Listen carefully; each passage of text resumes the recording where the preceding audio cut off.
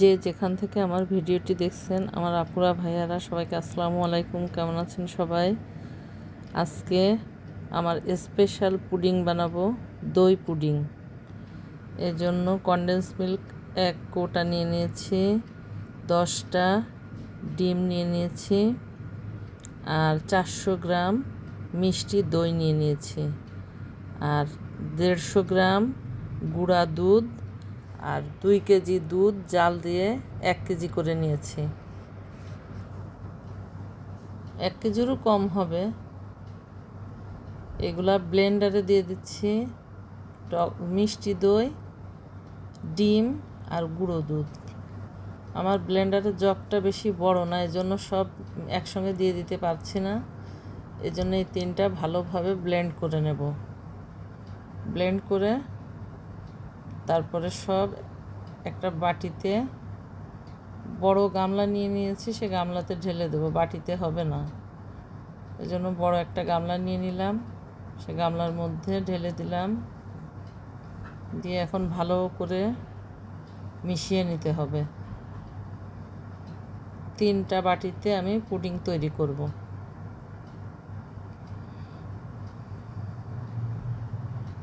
ভালো করে ব্লেন্ডার থেকে, জগ থেকে ঢেলে নিচ্ছি মুছে। এরপর ভালো করে একসঙ্গে মিক্সড করে নিতে হবে। কনডেন্স মিল্কটা দিয়ে দেবো এর মধ্যে।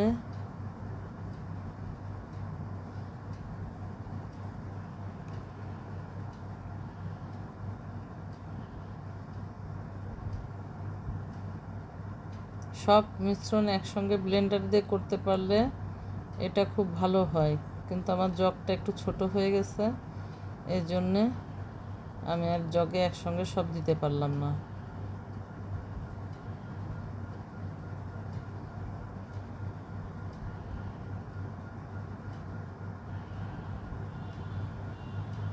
ভালো করে মিক্সড করে নিতে হবে।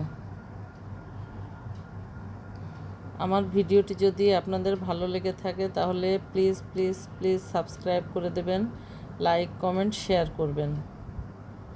কেওড়ার জল দিয়ে দিচ্ছি 3.5 মুটকি। আর আমার চ্যানেলটি যারা অলরেডি সাবস্ক্রাইব করে দিয়েছেন তাদেরকে অসংখ্য ধন্যবাদ। আর যারা আমার চ্যানেলে নতুন তারা প্লিজ আমার চ্যানেলটি সাবস্ক্রাইব করে আমার পাশে থেকে যাবেন, আর একটি লাইক করে দিয়ে যাবেন, যেন আমার ভিডিওটি সবার কাছে পৌঁছে যায়। কনডেন্স মিল্কটাও ঢেলে দিলাম।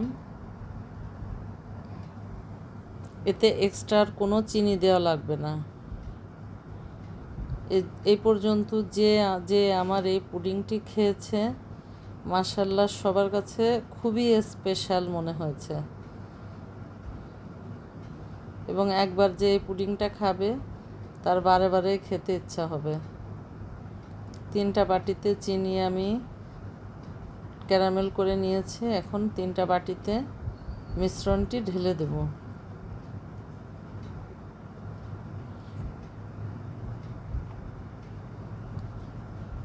আমি 2টা রাইস কুকারে দেব, আর একটি ইনফ্রারেড চুলায় পাতিলে গরম পানি দিয়ে তার মধ্যে দিয়ে দেব। সবগুলা তৈরি করতে আমার টাইম লাগবে 45 থেকে 50 মিনিট। এটা প্রেসার কুকার থেকে বরং রাইস কুকারেই বেশি ভালো হয় পুডিংটা।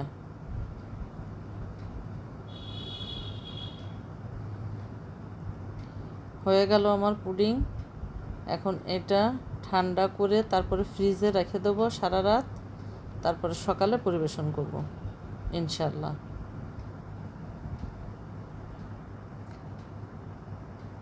আল্লাহ হাফেজ।